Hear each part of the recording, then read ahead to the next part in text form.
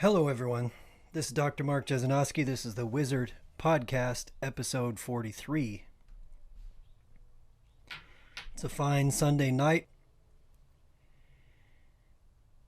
I just got back from a lovely hike up Via Montserrat Trail, just east of Fallbrook, northern San Diego. Fallbrook is the northernmost town in San Diego.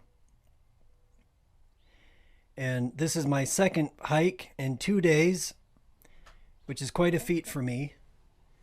So I'm going to be climbing is probably an overstatement. I'm going to be hiking Mount Kilimanjaro next September with a group of veterans who have gone through a program called Boulder Crest. Boulder Crest is a nonprofit program for veterans that uses all sorts of mediums and modalities to create sort of an integrative healing experience. And I was fortunate enough to be invited by a friend who works for Boulder Crest to join them on a trek to Kilimanjaro next September. So I figured I better get my ass into shape. And something I noticed yesterday. So I go hiking with my daughters all the time, but one is 4 and one is 7, so it's not exactly a strenuous thing. It's just a fun thing for us to do. But something we've been playing with when we hike is we put some water in our mouth, we take a gulp of water, and we see how long we can go before we swallow that water. And it's a really great way to teach meditation or mindfulness to anyone because I've learned I should not drink beer and do a podcast. Not a good combination. But meditation, mindfulness tends to be overthought, I think.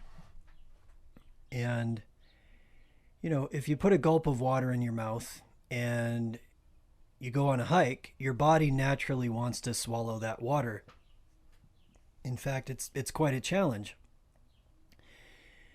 So when you put a gulp of water in your mouth and you're hot and you're sweaty and you're walking, your entire body wants to drink that water. It instinctively wants to take that water in.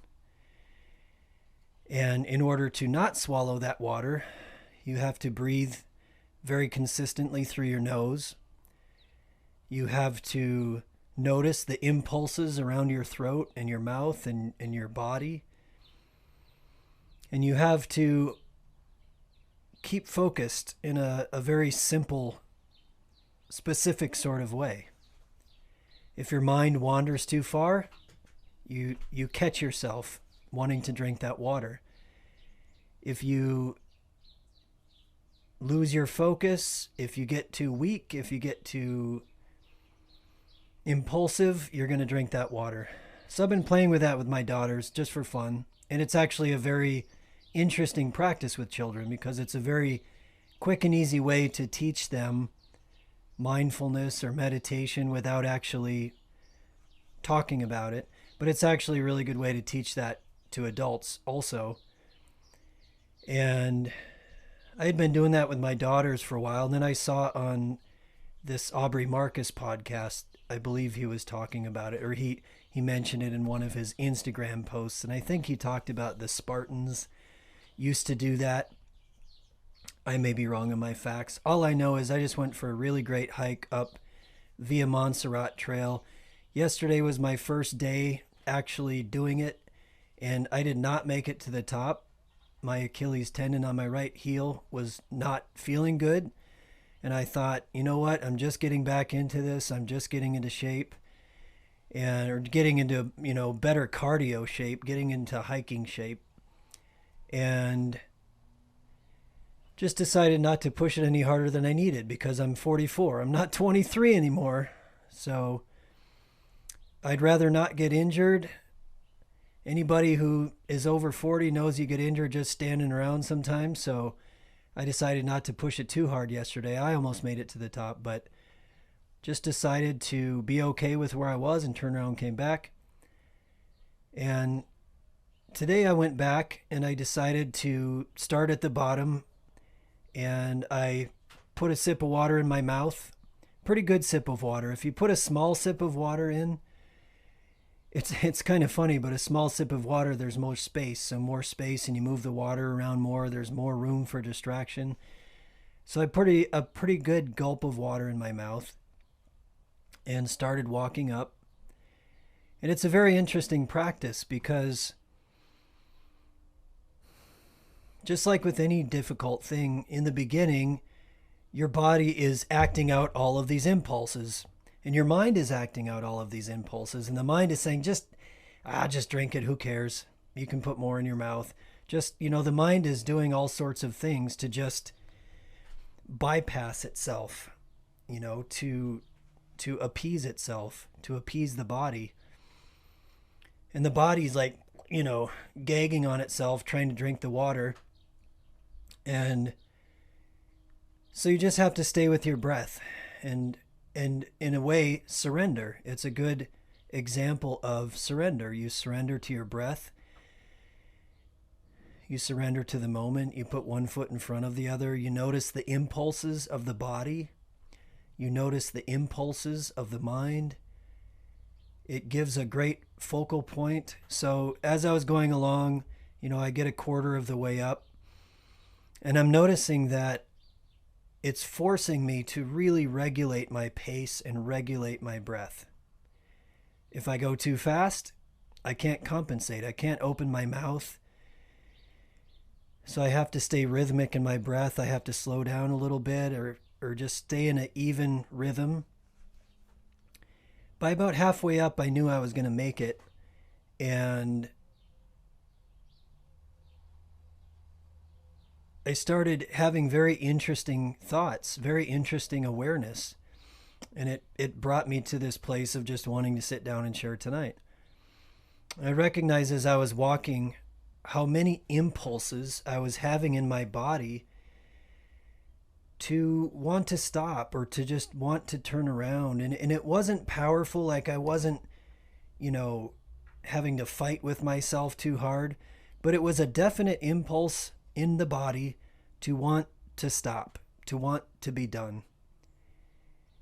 And as I was walking and working through that impulse and working through that sensation, and and what's interesting is that impulse, that feeling, makes the mind feel really foggy. Or it could be the mind is foggy and then the body follows. It's a very cyclical thing. Wherever we hold our attention, our emotional brain is watching and listening, and our emotional brain tends to react according to our perception, our automatic perception in the mind and body, or conscious and unconscious, and our emotional limbic system, regulates the body to a great extent, the autonomic nervous system. Anyway, we don't need to get too lost in that place right now, but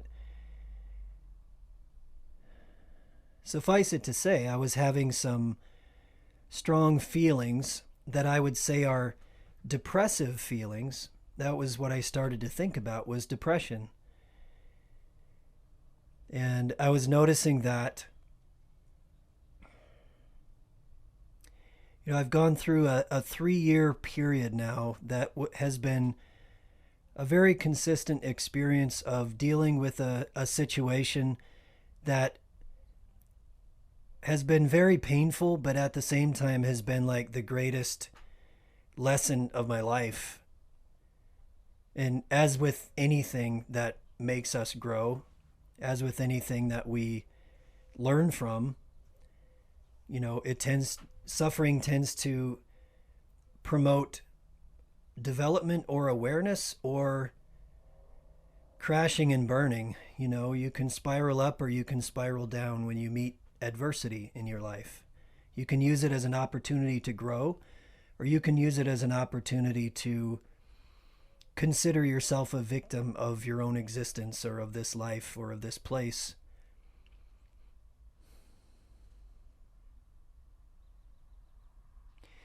But for me, this past 3 years has been a profound crashing into my ego, crashing into going through an experience where all of the, and I've thought a lot about this, how do you boil it down without going into detail? Having an experience where all of the agreements that people use to hold relationships together were not just ruptured, but obliterated over and over and over again. And no amount of words, no amount of pleading, no amount of tears, no amount of sadness, no amount of anger, no amount of boundary setting would correct the experience that I was going through.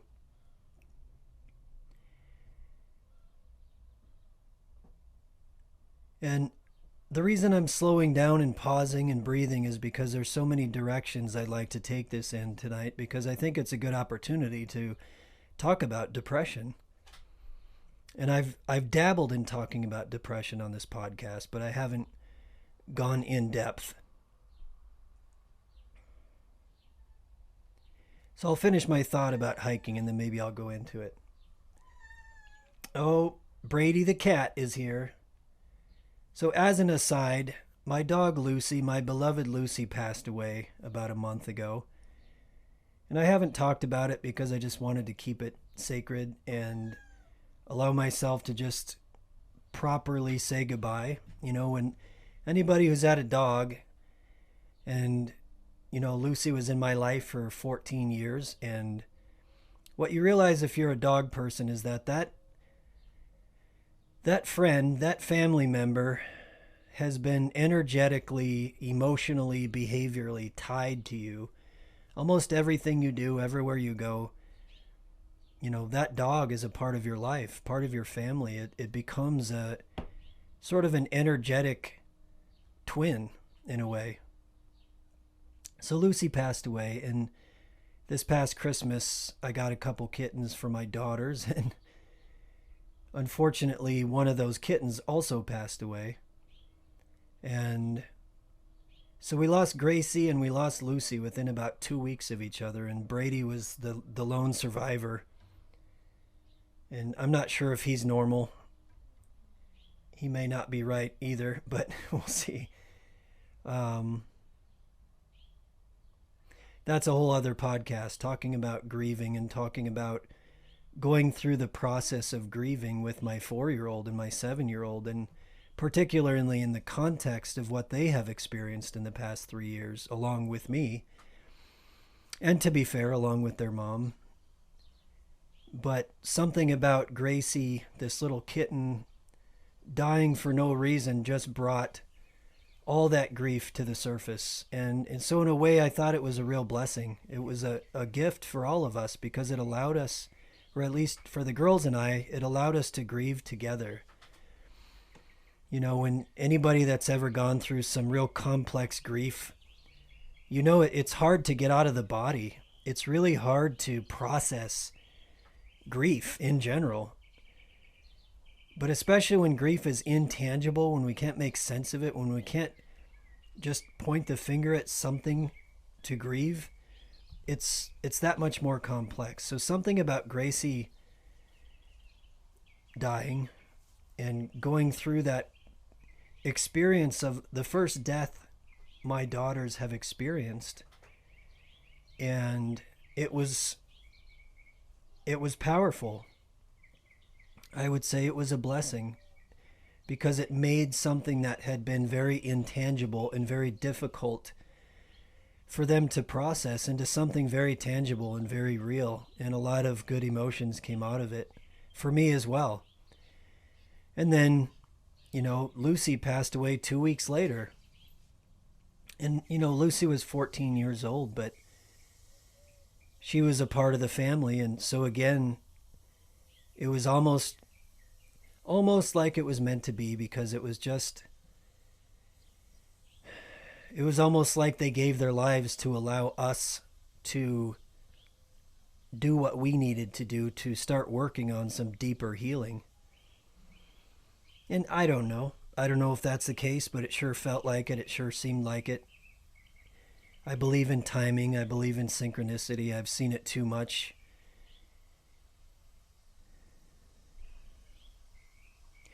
getting back on track.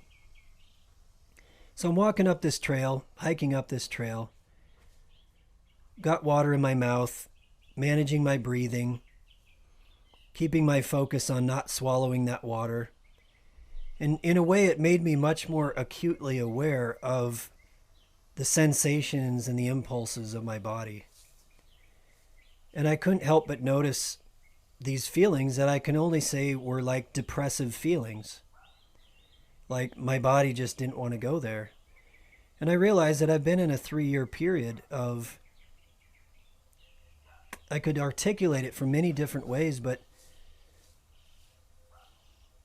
I hesitate to use the word depression as a blanket type term, because for me, and I'll get into it right now, but the idea of depression ebbs and flows, and depression is a natural response, a natural adaptation to the perception of powerlessness, in my experience, in my estimation of it, when I've worked with literally hundreds, if not thousands of people struggling with depression.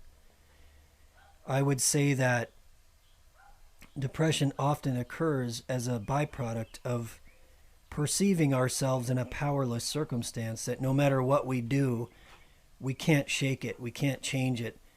And I've learned that my only response that makes sense,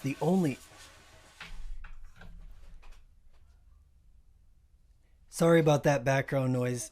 Anyway, so what I'm realizing as I'm walking up the trail is that I've gone through a 3-year period where I have consistently come up against my own limits, consistently come up against my own ideas, my own beliefs, my own attachments, my own perception of the way I thought my life was, and having to either learn to surrender and let go of those ideas and beliefs and perceptions and attachments, even the ones that seem really, really legitimate, having to truly let go or become sick somehow.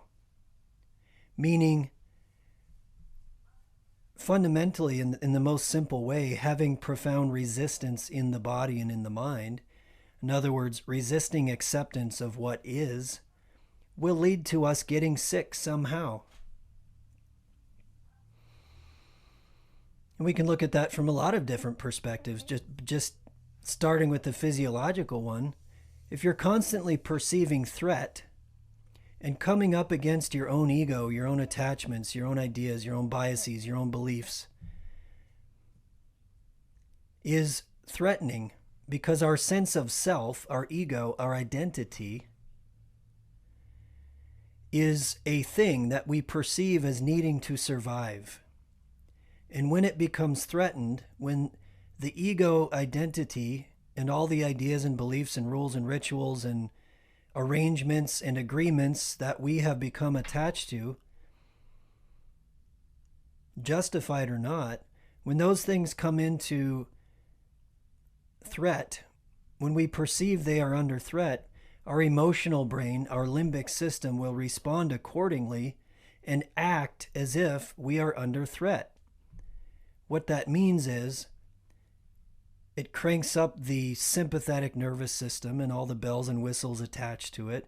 That's a part of the autonomic nervous system, which is a fancy way to say you have an automatic response system built into your body that is designed to protect you. And the moment your limbic brain says we are under threat, whether it's a little threat or a big threat, it cranks open the neurotransmitters that are designed for emergency response, like adrenaline and cortisol, or norepinephrine and epinephrine, that kind of stuff. Suffice it to say, your body has an emergency response system that turns on when you perceive threat. And it's good if you're dealing with lions and tigers and bears. It's not good if you're turning that thing on every day. If that system is getting turned on chronically because you perceive that you are under chronic threat, this is happening for everyone because of COVID, because of isolation, because of politics, because of vast amounts of misinformation, and we're all trying to crunch way too much data all the time. We're overwhelmed with data. So there are a lot of things that are turning on the automatic response system of the limbic brain and the physical body. And that's not good in the long term. In the long term, that breaks down the body. In the long term, that looks like autoimmune issues. Because we have to remember, when these systems get turned on, it's the entire body shifting into a position of short-term protection, so short-term self-preservation. It affects your circulatory system. It affects your endocrine system. Your endocrine system is a big part of this. It affects your neurological system.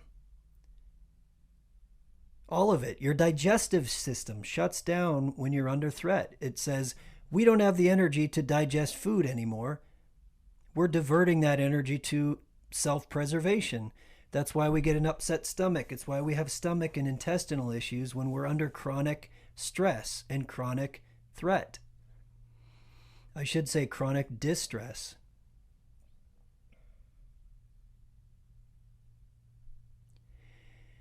So my life in the past 3 years has found me in a position where I could not run away because I would not leave my children. I could not change my circumstances because no amount of reasoning or boundary setting or begging or pleading would change the behavior.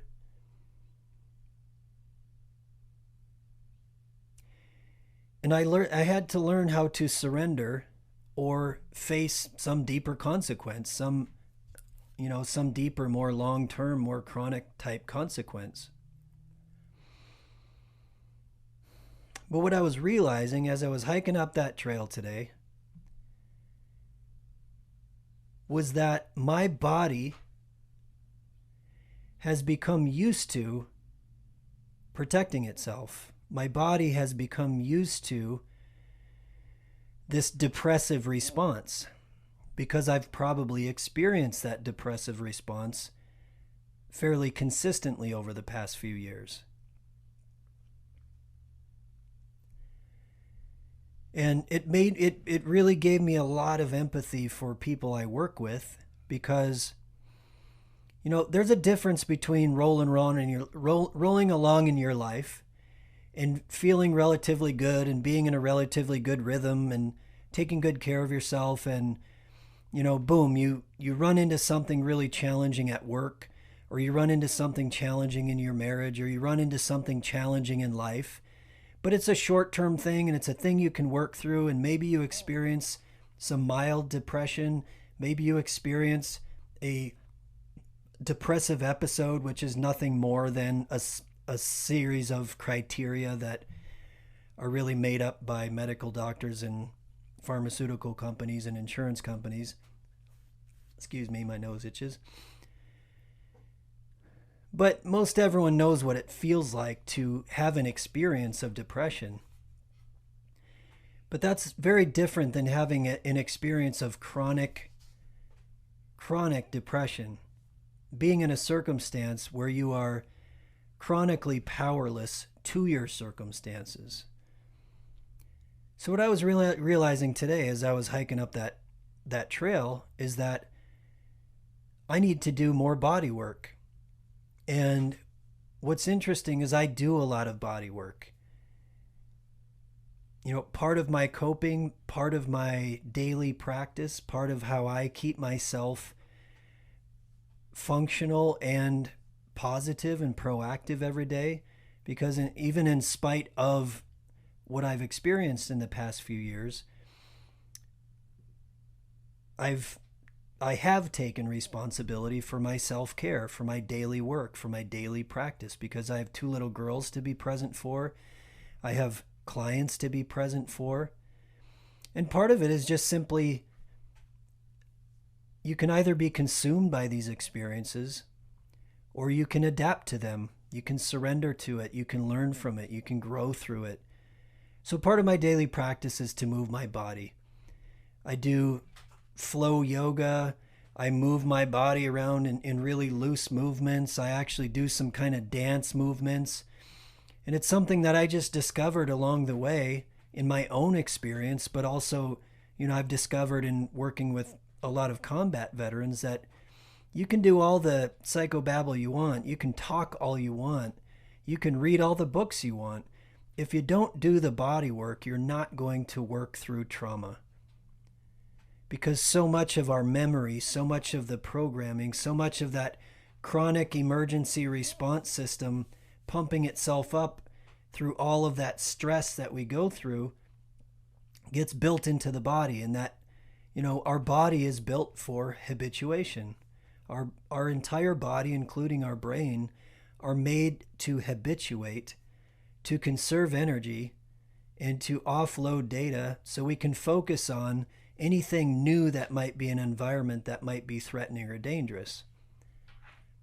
So as I was hiking today, I was realizing that my body has become habituated to that depressive response. Even though I do the work every day, even though I get up every day and hit the reset button, even though I maintain a relatively even keel no matter what comes my way, I have not been doing the kind of exercise that I've done the last couple days. And I could feel it. I could feel it. And what I was feeling today was not, I keep myself in good enough shape that I wasn't feeling overwhelmed as if I can't do this. I was feeling the effect of my mind and my body wanting to quit because I've gotten so used to being in that position of surrender, you could say, or I've gotten so used to experiencing those depressive symptoms.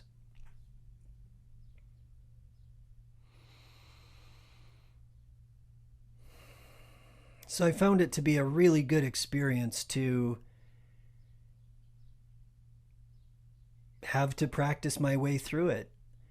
And this is what I teach all my clients. You can read all the books you want. You can do all the self-help videos you want.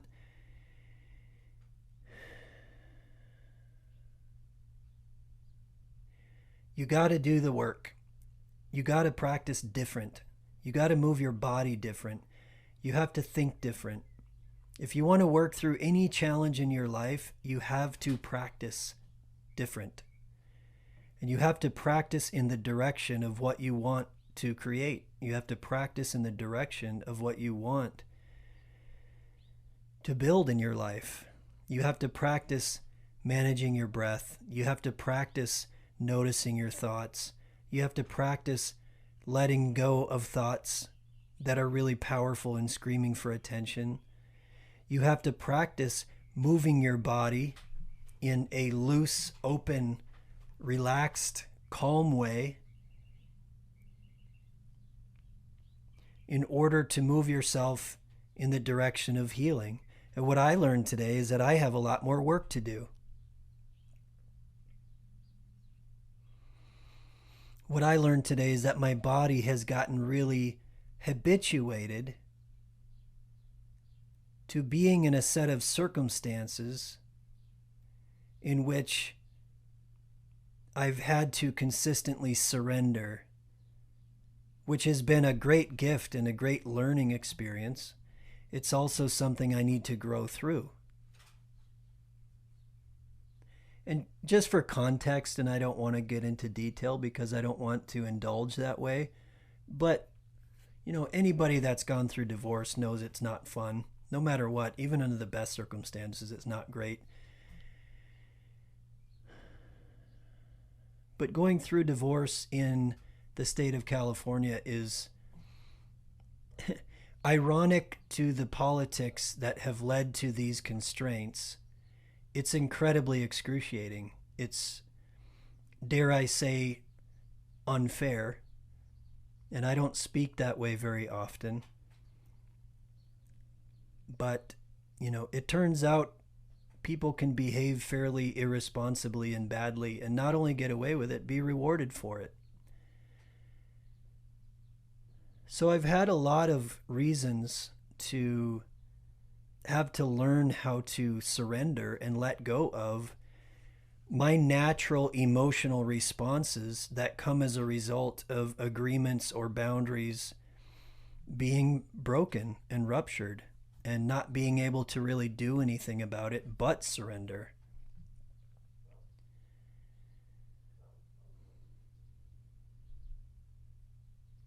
And going into depression a little more, maybe being a little more academic about it.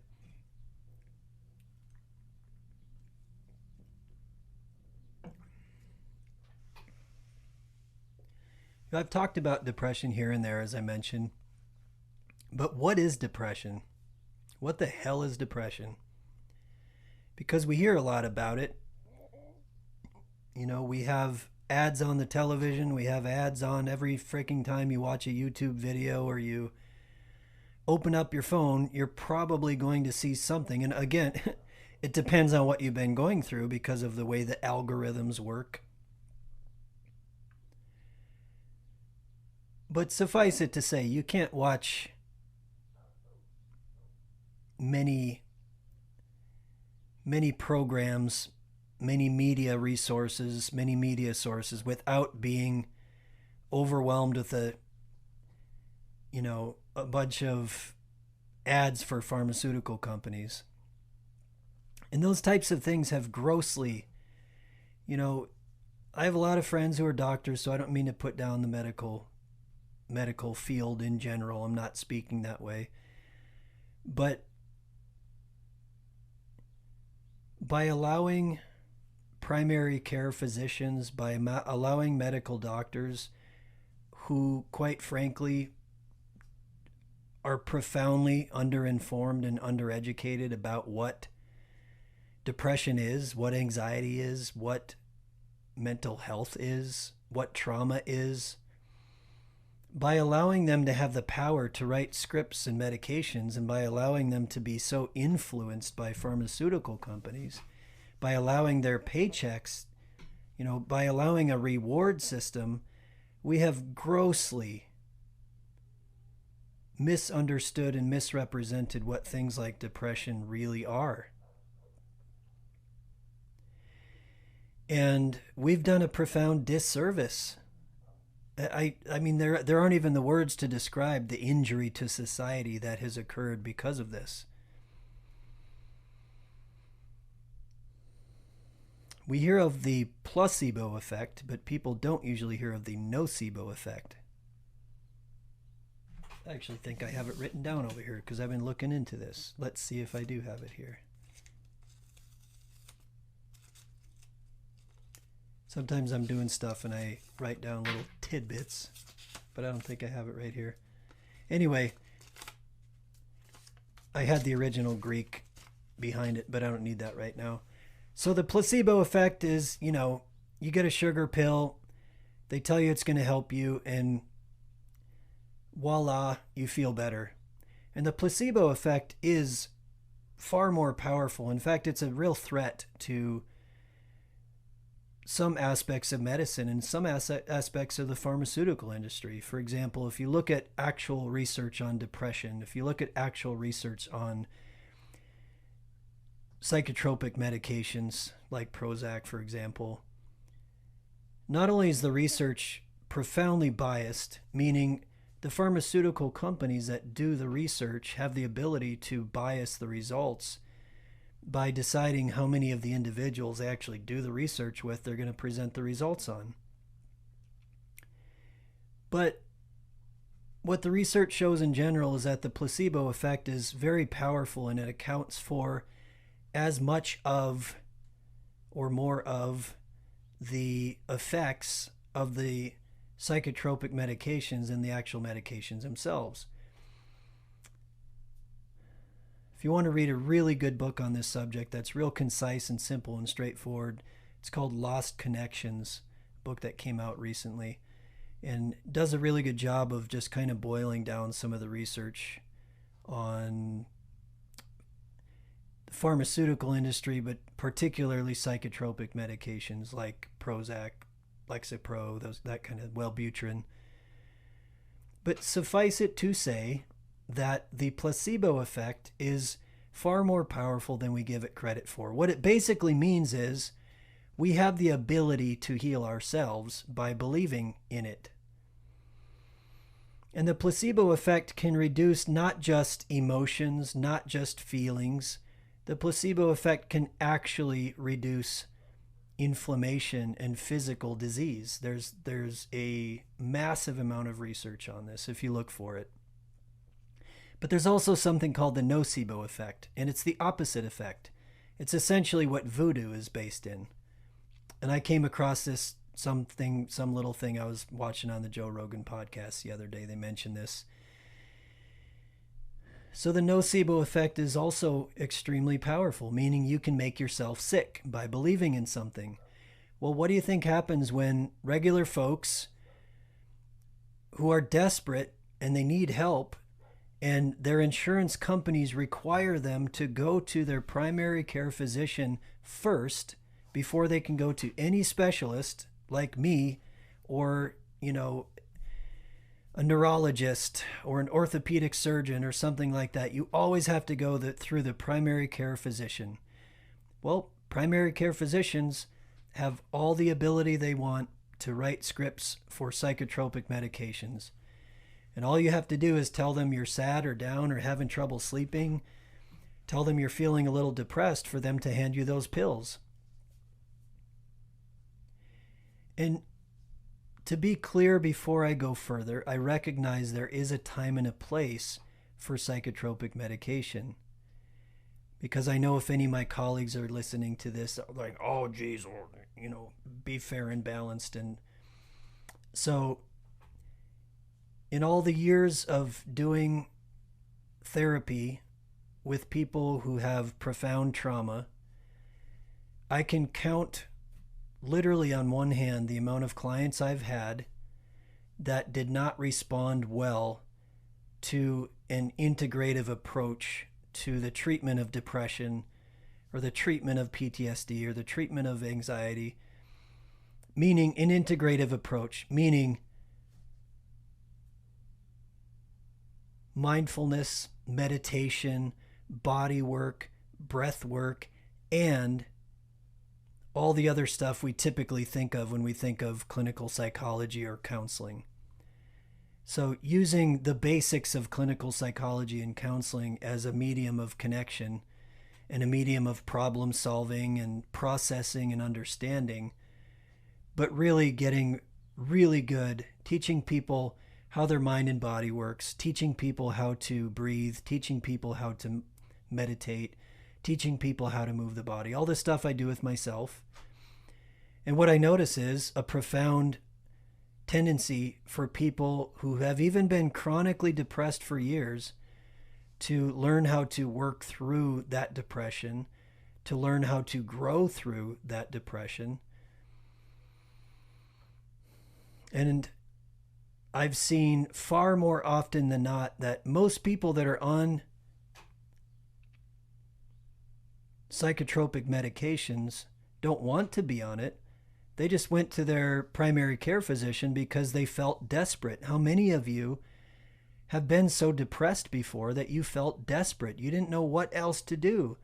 And you're surrounded by a culture that essentially promotes the nocebo effect or the placebo effect. Either we're going to give you this pill that is going to make you believe that you're feeling better, and it's billions and billions and billions of dollars being made off of the placebo effect, while also exacerbating profound side effects that are very real. It's astounding it's legal when you look at the research and you look at the effect of it. So getting back to the point though, and to round off that thought, I've had very few clients over the years who just could not shake that depressive response. And I could go into the reasons why, and I've talked to those clients about that. A lot of times it has to do with very profound trauma that happened early in life, meaning the depressive response is such a core way of responding to adversity that it's just really hard to work through. Or, we do have medical issues, and we do have times when a depressive response is a self-preservative defensive response that's essentially slowing us down and preventing us from being over-engaged in life. If you look at the actual symptoms of depression, what do? They slow you down and they remove you from being overstimulated or from being overexposed to potential threat. So there is actually an evolutionary reason for depression. It actually makes sense if you really look at it, how it works, and I'll get into that in a little bit. But what I've noticed is that most people have been told by their televisions, by their medical doctors, that depression is a problem, depression is a disease, and that nocebo effect is extremely powerful. Once we believe something, our body responds. If you put your mind's attention, if you perceive something on a conscious or unconscious level, your entire system follows. Your limbic brain, your body. It just says, well, I guess we have that thing. My doctor, who in the tribal sense is a shaman, my doctor who is an authority in my community, my doctor who is supposed to know everything, my doctor who must be really smart, tells me I have something wrong with me. My doctor said, yep, you got that thing. Here's your medication. Hopefully it helps you. And the reality is, most medical doctors, and I've just seen this too much. I've seen it so over and over. I see it every week in practice. So I'm speaking from a place of experience. Most medical doctors don't have a very good sense of what depression actually is, or anxiety for that matter. And they treat it, in my opinion, in the opposite way that they should. Essentially, they're promoting the nocebo and the placebo effect, both. The nocebo effect because they're saying, hey, you have this disease or this disorder. And people say, oh shit, I got this thing. I got this thing that I can't get off of me. It's a disease or a disorder. Now I have depression. Rather than, more often than not, what is happening is someone is in a particular state of mind and or set of circumstances, usually a combination of the two, just like what I have been in the past few years, where for any number of reasons, they're in a position where they feel threatened by their environment. They're in a position where no amount of effort will allow for a positive change. Essentially, they're experiencing what we call learned helplessness. If you want to learn more about that, look into the Seligman research from back in the 60s. It's horrible research where they electrocuted puppies, but it was a body of research that helped us learn a lot about what depression really is. Learned helplessness. It's no matter what I do, I can't get myself out of this circumstance, so I feel powerless. Interestingly, that's when a lot of people experience suicidal thoughts. A lot of people feel ashamed when they have suicidal thoughts. In my experience working with a lot of people who are having suicidal thoughts are a very natural response to feeling powerless. And the brain, in its irrational tendency to try to protect itself, says, well, this is a way out. And we have these thoughts. And we want to get away from what seems to be completely overwhelming and makes us feel powerless. So rather than going to your medical doctor and the medical doctor saying, what's going on in your life? What are you feeling powerless to? What are you feeling threatened by?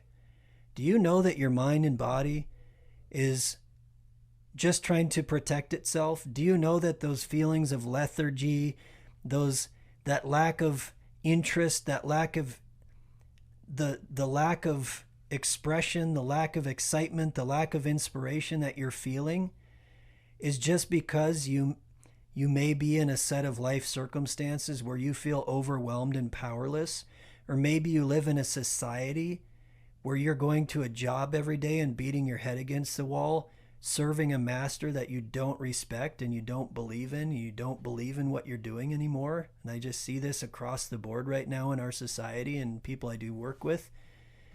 People with great jobs who are just overwhelmed with depression because they can't stand who they're working for. They can't stand what they're serving, what they're creating.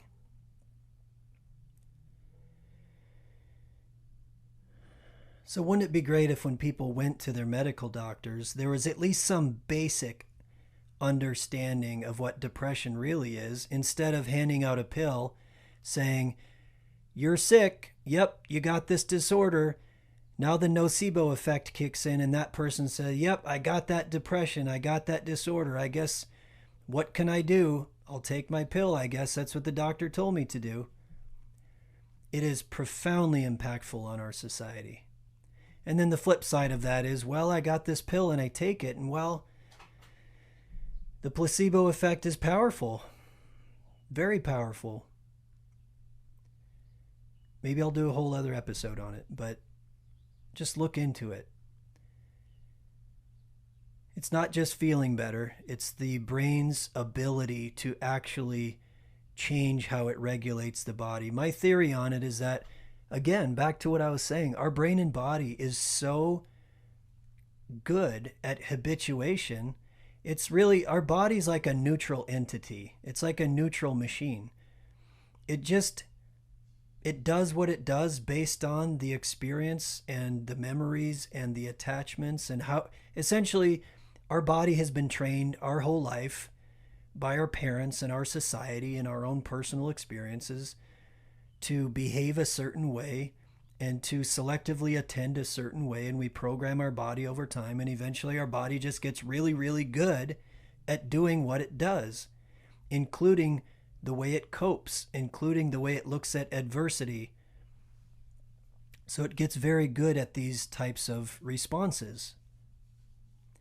And I think what the placebo effect is really, what the nocebo effect is really, it's very similar to what we would experience, let's say, if you use plant medicine like psilocybin. What's really happening is your body is shocked into a situation where it starts to use its full potential. It starts to use other pathways and potentials that it just doesn't use because we have been habituated to not use them.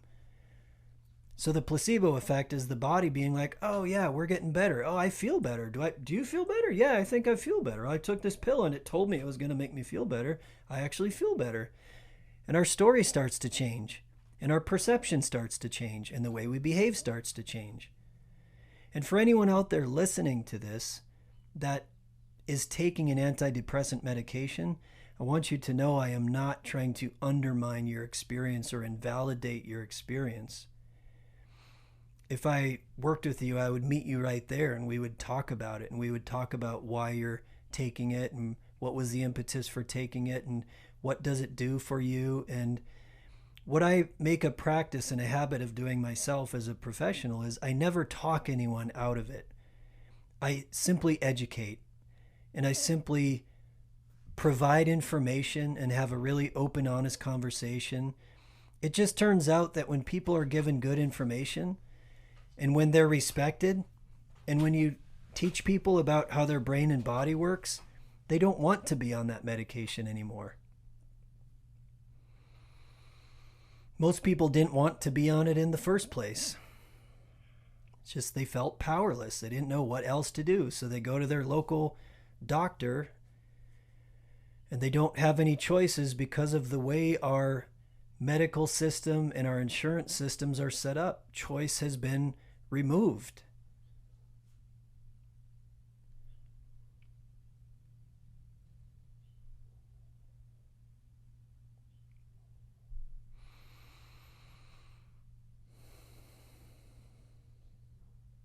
You know, I have this metaphor that I use sometimes, or this story that I use with clients, especially younger clients, but it works with anybody because people are so profoundly misinformed about their own psychology, their own physiology. And I just tell the caveman story. And just imagine you live back in the days of the cave people. And, to survive, you have to leave the cave. To survive, you have to get out there and you have to hunt. And you have to forage. It just turns out that getting outside the cave is incredibly dangerous. So you have to be very aware. You have to memorize the safe passages. You have to memorize where the lions and the tigers hide. You have to sharpen sticks. You have to get really good at paying attention and being mindful and being present. You have to get really good at working as a team. It pays off to be hypervigilant. You might wear a talisman before you go out of the cave, and you might say a little chant or a little prayer to try to be protected to leave the cave. And if when you leave the cave, you're really successful and you're able to hunt and you're able to, forage and you're able to provide for your family, you're going to feel good about that. You're going to feel great about that. But let's say one day you leave the cave and you run into a snake in the bushes and you didn't see it. Or you get surprised by a bear. Or you get attacked by a wolf. Or you see one of your best friends eaten by a lion, or you get sick, or any of the number of things that can happen when you leave the cave happens, and you start to think about leaving the cave, and you start getting worried about leaving the cave, and you start to become even more obsessive, and you start to think a lot more about where those lions are and where those tigers are, and you start being really worried about these invisible things, these diseases that are trying to kill you. That's what we call anxiety. Anxiety is essentially an attempt to control something or prevent something that we feel threatened by. It's hypervigilance in the mind. It's hypervigilance in the body. It's the body's automatic response system being sort of like unready all the time. It's because when we're going to leave the cave, if you've had any experiences outside the cave that are overwhelming or that make you feel threatened, which most everyone has, we leave the cave and we feel overwhelmed and we try to cope with it the best we can, and that's what we call anxiety. But that's exhausting. You're literally using a massive amount of energy to be on high alert all the time. And when you go to a toxic workplace, when you're driving in traffic every morning, when you're diddling on your phone 24/7, when you're overwhelmed with the news and you're overwhelmed with breaking news, be afraid, point the finger at the other because someone's to blame, certainly not you or your tribe. Well, you're going to be physiologically, emotionally, psychologically, spiritually overwhelmed. A natural response, a self-preservative response, a self-preservative adaptation is this thing we call depression. It's saying, man, every time I leave this cave, I'm overwhelmed. Every time I leave this cave, something's trying to eat me. Every time I leave this cave, something's not going right. It's too much. I'm overwhelmed. I feel tired. I feel lethargic. I feel like I can't do it anymore. I don't want to leave the cave. I just want to curl up in a ball in this corner over here. Leave me the fuck alone. That's what depression is. But if you look at the symptoms of depression, anyone who's out there struggling with this, if you look at the symptoms, they're actually intended to protect you from the perception of threat. So depression in and of itself is not necessarily the problem. Depression is a natural response to your perception that you are under overwhelming threat that you feel powerless to. And of course, because everyone has to say, yeah, but what about? Yeah, of course there's situations and circumstances that are exceptions. Like if you have cancer and your body's exhausted, you're probably going to experience depression. But again, in my experience of working with thousands of people and using a holistic, integrative model of intervention, what I see is that 9 times out of 10, people respond very, very favorably to helping them become more resilient. To help, you know what it is? It's meeting them in the cave and saying, hey, what are you really feeling? What is the story you're telling yourself? What's been happening outside of the cave? Oh, yeah, you experienced a lot of crazy shit outside the cave. No wonder you're in here. No wonder you're tired. But man, you're getting kind of hungry, aren't you? You're kind of lonely in here, aren't you? You feel isolated in here. That sucks, doesn't it? You don't feel good, do you? You are separated from all of the things that give your life meaning. Look what's happened during COVID. And it frustrates me to tears sometimes. You isolate people, you take them away from all the things that they use to cope, you take them away from all the things they use to stay healthy, you take them away from the sunlight, you literally put them in the perfect storm to be susceptible to COVID, and then you make them feel bad if they don't have a vaccine before they go outside. I call bullshit. Just on a factual, scientific, data-driven basis, I call bullshit. So back to me and my story, and my little hiking story. I'm just empathizing with exactly what I'm talking about. In a way, the past 3 years, I have been in a state of staying home a lot. I've been really grounded for my children. I've been really present for my children. That's been a great gift and a great blessing, and in no way am I complaining about that. Like I said, it's ironically by choosing to grow through it, by choosing to look at it from a place of, okay, what do I need to take responsibility for? What do I need to grow through? Oh, I'm feeling depressed because I'm feeling powerless. Why do I feel powerless? Oh, because I'm really attached to these agreements. I'm really attached to the idea of the way my life is supposed to be. I'm really angry because I've been hurt. I'm tired. I'm exhausted. Okay.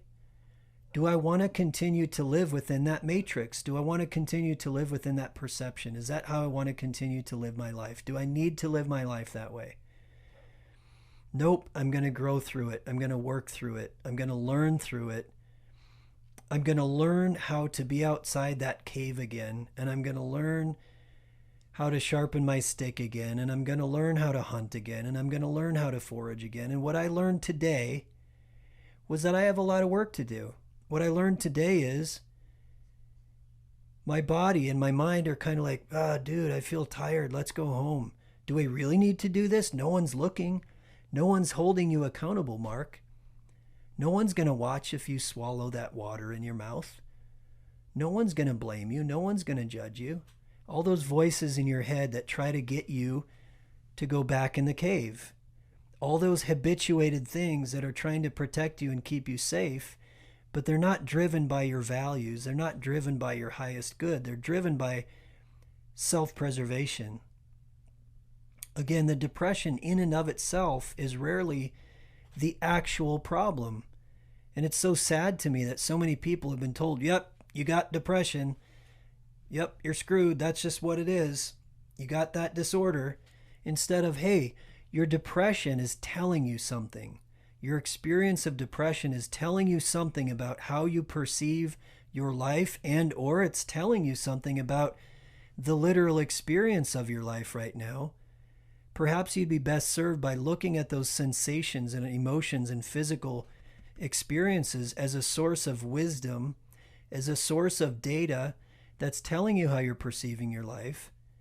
And now you can go about letting go of stuff, growing through stuff, learning about stuff, meeting yourself in the cave and saying, hey, how did you get in here? What led to you being in here? This is how I work with my clients, essentially. What led to you being in here? What scared you? What hurt you? What made you feel broken? What made you feel afraid? Who hurt you? And you start talking, what do we need to do to get you out of this cave? What do we need to do before you even get out of this cave to prepare you? You know, what do we need to do? Maybe we'll learn how to breathe. Maybe we'll learn how to be mindful. Maybe we'll learn meditation. Maybe we'll start doing yoga. Maybe we'll start moving our body. We can do all sorts of stuff in this cave to get you ready again, so that when you get out there, you can do the real work. You can not forgive that. You can do more work, like I'm in this position right now. I've gotten outside the cave more and more now. Something I'm legitimately working on is becoming more social again, actually getting out there and interacting again. It's not just because of my personal experience, it's also because of COVID. So I was reminded of where I'm at today. I was reminded today, oh yeah, I got some work to do. Oh yeah, my body is wanting to go back in the cave. And rather than judging myself for that, rather than thinking there's something wrong with me, rather than saying, can you imagine if I would have said, oh shit, I guess I'm still depressed. I guess I'm depressed. Fuck. I should just turn around. I shouldn't even go up this trail. I should just go home. But by saying to myself, okay, my body has just gotten used to the cave. My body has just gotten used to protecting itself. My body has habituated these symptoms of depression. So you know what? I'm going to keep putting one foot in front of the other. And I did today. I kept putting one foot in front of the other. I kept that gulp of water in my mouth. I made it all the way to the top. I spit that water right on the top of that mountain. And I breathed for a little while. And I drank a little bit of water. And I put another gulp of water in my mouth. And I started walking down the mountain. And I made it all the way down, and I got to the end of the trail, and I spit that water out, and I smiled. I gave myself a tiny little pat on the back. I drank some water, and I went home. And now I'm talking to you.